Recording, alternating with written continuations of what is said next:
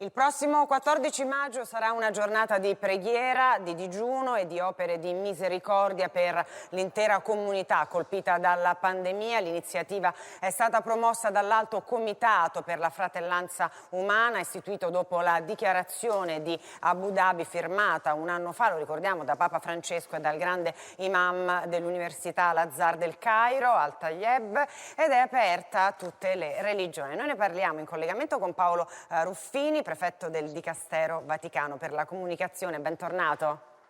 Buongiorno, grazie. Buongiorno.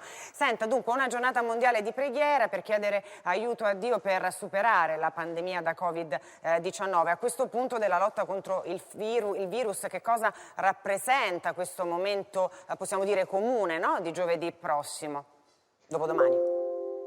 È appunto un momento comune, è un momento di unione, un momento di difficoltà, dove tutti ci scopriamo legati gli uni agli altri, interconnessi. I credenti hanno una forza in più, mi viene da dire, ed è quella che il Papa ha chiamato, credo proprio ad Abu Dhabi, la forza dolce della preghiera.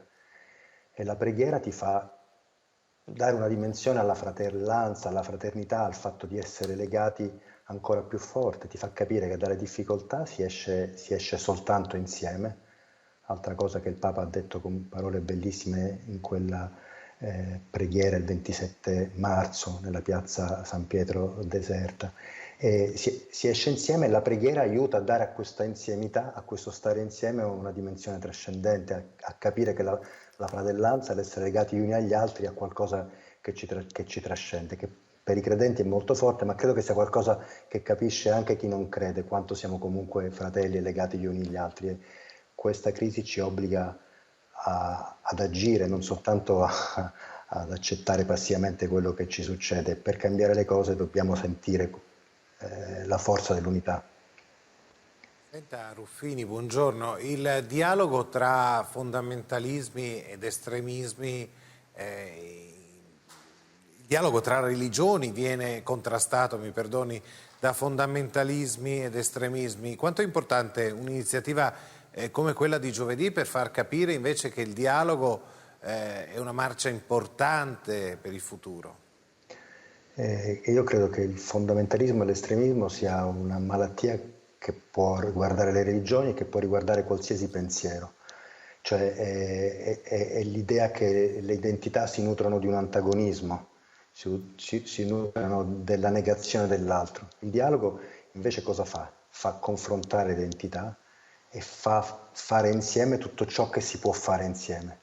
Questo riguarda le religioni, ma riguarda l'umanità intera. Se noi riscoprissimo il senso di ciò che ci fa parte di un'avventura comune, sia che viviamo in Italia che viviamo in qualsiasi paese del mondo, più ricchi e più poveri, e di qualsiasi religione, credo che questo, che poi è il nocciolo del documento di Abu Dhabi citato prima, ci farebbe fare un grande passo in avanti nel costruire un mondo migliore. Questo riguarda anche un grande passo in avanti nel costruire le risposte che si possono dare ad emergenze come quella che stiamo vivendo. Noi non usciremo dall'emergenza della pandemia soltanto con un vaccino o soltanto con delle cure economiche, ne usciremo se saremo capaci di pensare in maniera diversa il nostro essere sulla Terra, il nostro essere abitanti di un pianeta e come dire, partecipi di un destino che ci riguarda. Anche la cosa che ci sembra più lontana da noi ci riguarda. Senta, lei prima ci ha ricordato quelle immagini che resteranno per sempre impresse nella nostra mente quando Papa Francesco, era il 27 marzo, pregò per il mondo solo sul sagrato di Piazza San Pietro. Che cosa è cambiato da quel giorno? Beh, intanto oggi siamo verso come dire, una possibilità di incontrarci con tutte le prudenze un po' maggiore di quei momenti terribili dell'inizio, del quasi inizio, subito dopo l'inizio della pandemia, ma siamo ancora dentro una emergenza dalla quale potremo uscire soltanto insieme. E la preghiera di tutti i credenti è un modo per uscirne insieme. E anche, diciamo, Papa sempre dice, se non credi, se ancora non hai il dono della fede, anche il pensiero buono è qualcosa che unisce. Se noi riuscissimo a collegare credenti e non credenti intorno alla preghiera e ai pensieri buoni avremmo fatto già un qualcosa. Pensieri buoni vuol dire anche sull'economia, vuol dire sulla sostenibilità, vuol dire sul cambiamento degli stili di vita personali, vuol dire sulla condivisione. Noi abbiamo scoperto in questi giorni di mancanza di prossimità fisica quanto ci manca l'essere accanto gli uni agli altri, condividere quello che siamo. Senta, ho veramente pochi secondi, le volevo fare questa domanda, tornando al dialogo interreligioso, quanto è importante il ruolo dell'informazione, penso anche per fare un esempio agli insulti sul web nei confronti della giovane Silvia Romano, veramente in pochi secondi.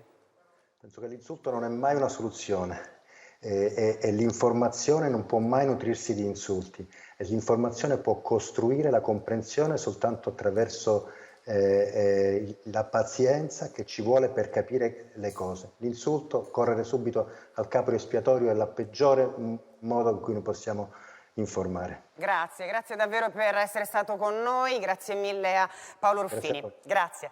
Siamo ormai a primavera inoltre.